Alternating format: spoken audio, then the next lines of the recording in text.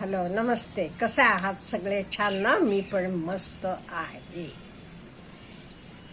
आजचे व्हिडिओत आपण बघणार आहोत अहंकाराला विवेक आणि सत्यासमोर कसं झुकावं लागते. आधी आपण ट्रम्प साहेबांचं उदाहरण घेऊन बघूया, नंतर आपले रोजचे विषयी बोलूया. आता ट्रम्प जगातलं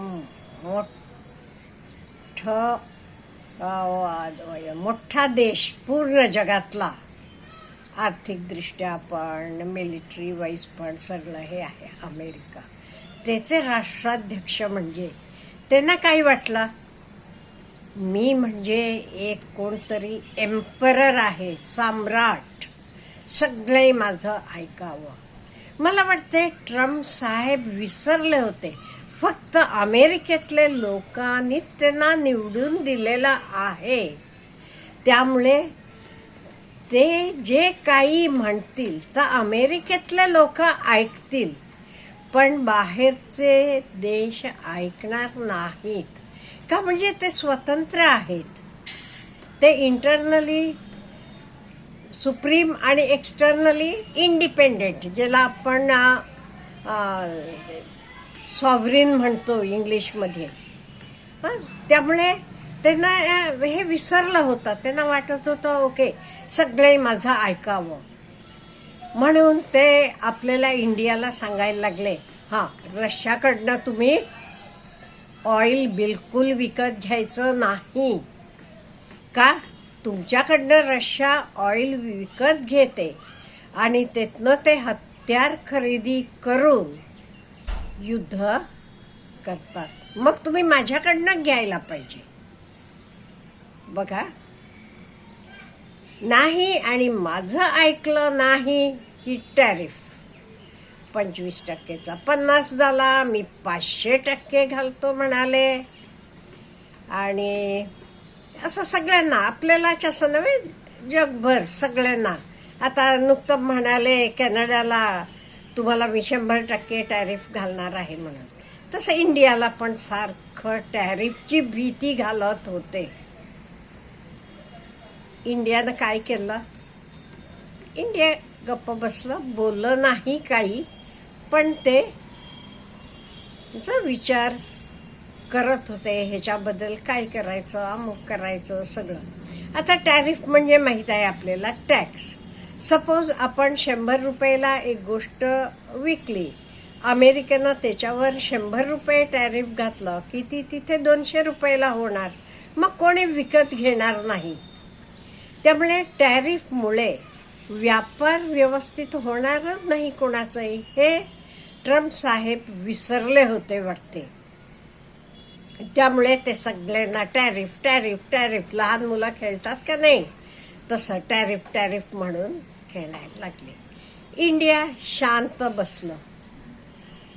ते शांत बसले तरी ते गप्प बसलेत का? नाही, ते बाकी देशांबरोबर आपले व्यवहार वाढवले.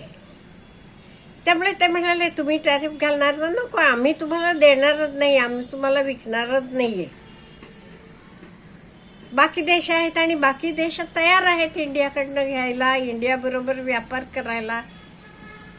आता ब्राझीलचे हे येणार आहेत, कॅनडाचे अध्यक्ष येणार आहेत. त्यामुळे आपण म्हटलं ओके, आम्ही गप्प बसलो, म्हणजे बोललो नाही, फक्त विवेकानं आणि सत्यानं वागलो, दुसरं काही नाही. आपण बाकीचे मार्केट शोधले. आणि अमेरिकेला वाटत होतं त्यांचं दुधाची उत्पादनं किंवा शेतीतलं डाळी असतील, सोयाबीन असेल, हे सगळं इंडियात आणून विकायचं का? म्हणजे मार्केट, इंडियाचं मार्केट मोठं आहे. ह्याला आपल्या सरकारचा विरोध होता. का? म्हणजे तेही आणून इथे स्वस्तात विकले तर आपले शेतकरी काय करणार? आपले शेतकऱ्यांना त्यांच्या गोष्टी विकता येणार नाहीत. त्यामुळे इंडिया अमेरिकेला त्यांचे शेतातलं काही आणून इथे विकायला परवानगी देत नाही आणि देणारही नाही. का म्हणजे आपले शेतकऱ्यांचं रक्षण व्हायला पाहिजे. आणि आपल्याला माहित आहे आपला भारत हे शेतीप्रधान देश आहे. आणि आपल्यातले जास्त लोक आजही शेतकरी आहेत. त्यामुळे त्यांचं इंटरेस्ट आपल्याला बघायला पाहिजे. त्यामुळे आता अमेरिकेला काय झालं, सगळे लोक इंडियाकडे वळायला लागलेत. आपल्याला माहित आहे मदर ऑफ ऑल ट्रेड्स नुकतंच आपलं साईन झालं. आता ब्राझील येणार, कॅनडा येणार, इंग्लंड बरोबर आधीच आपण ट्रीटीज साईन केल्यात. आता काय करायचं, त्यामुळे आता दुसरी वाट नाही. त्यामुळे ट्रम्प साहेब आता यू टर्न घ्यायला लागलेत टॅरिफ्स कमी करतो म्हणून.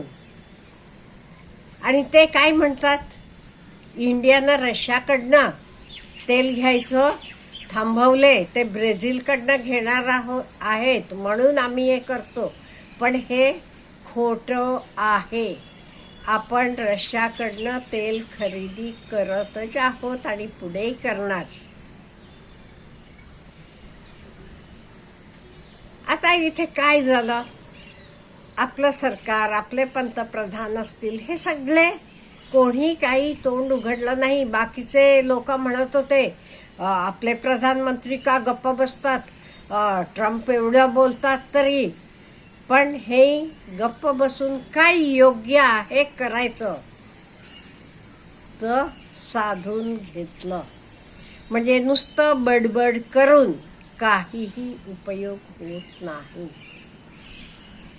त्यामुळे आज आता मला वाटते हा व्हिडिओ एखाद वेळेस अपलोड होईपर्यंत सुद्धा आपल्याला कळेल ट्रम्प साहेबांनी टॅरिफ्स किती कमी केले सगळं. त्यामुळे आपण आपले रोजचे जीवनात पण ह्यातनं काय घेण्यासारखं आहे. नुसतं कोणी आपल्याला काही बोलला तरी लगेच आपण तोंडाला तोंड लावून बोलायला पाहिजे का, किंवा आपण काय करणार आहोत हे काही उघड करायला पाहिजे का? नाही, बिलकुल नाही. तो वागू दे, त्याच्याप्रमाणे तो वागतो म्हणायचं. आपण जे काही योग्य आहे तर आपल्याला करायचं आहे तर पुढे करत जायचं आणि आपलं काम दाखवेल जे काही आपण आहोत. त्यामुळे नुसतं बडबड बडबड बडबड करण्यात काही अर्थ नाहीये. बिलकुल आपण शांत, आणि शांत राहणं खूप महत्वाचं आहे. का माहिती आहे का, आपण शांत राहिलो तरच आपण योग्य रीतीनं विचार करू शकतो. आपलं डोकं शांत नसलं की आपण शांतपणानं विचार करू शकत नाही. त्यामुळे आपण शांत राहायला पाहिजे. सरकारनं घेतलेले हे सगळे नियमामुळे खूप इंडियाला फायदा होणार आहे, नो डाऊट. आणि 50 वर्षानं इंडिया पुढे गेला असता तेवढ्यात हे 5-10 वर्षात आम्ही पुढे जाणार आहोत. आता अमेरिकेत काय झाले, तिथले शेतकरी पण ट्रम्प साहेबांचे एगेन्स्ट आहेत. आता तिथले शेतकरी म्हणजे त्यांना तर वोटिंगसाठी वोट बँक आहे त्यांच्यावर अवलंबून. आता तिथे शेतकऱ्यांचे प्रॉब्लेम काय आहेत, इमिग्रेशनमुळे त्यांना वर्कर्स मिळत नाहीत. तर एक झालं, त्यांच्या डाळी, सोयाबीन सगळं पडलेलं आहे पण गिराईक नाहीये. आता हे बघा, एग्रीकल्चरल प्रॉडक्ट सगळे हे नाशवंत आहेत. आपल्याला माहित आहे ते काही तुम्ही वर्षानुवर्ष स्टॉक करून ठेवू शकत नाहीये. नाशवंत आहे. त्यामुळे त्या डाळी बिळी त्यांना गिराईक नाहीये. आणि इंडिया एवढं मोठं गिराईक कुठला देश गमवायला तयार नाहीये. त्यामुळे तिथले अमेरिकेतले सगळे शेतकरी वर्ग सुद्धा आज ट्रम्पचे एगेन्स्ट झालेला आहे. त्यांना आज पश्चाताप झाले, आपण हे माणसाला का निवडून आणलं म्हणून. तर या सगळ्या गोष्टीतनं आपण काय घ्यायचं? आपण कोणी काही बोललं म्हणून लगेच बडबडत जायचं नाही. शांत राहायचं, योग्य ते निर्णय घ्यायचे आणि आपले कामानं आपण दुसऱ्याला दाखवून द्यायचं आपण काय आहोत. Have a good day.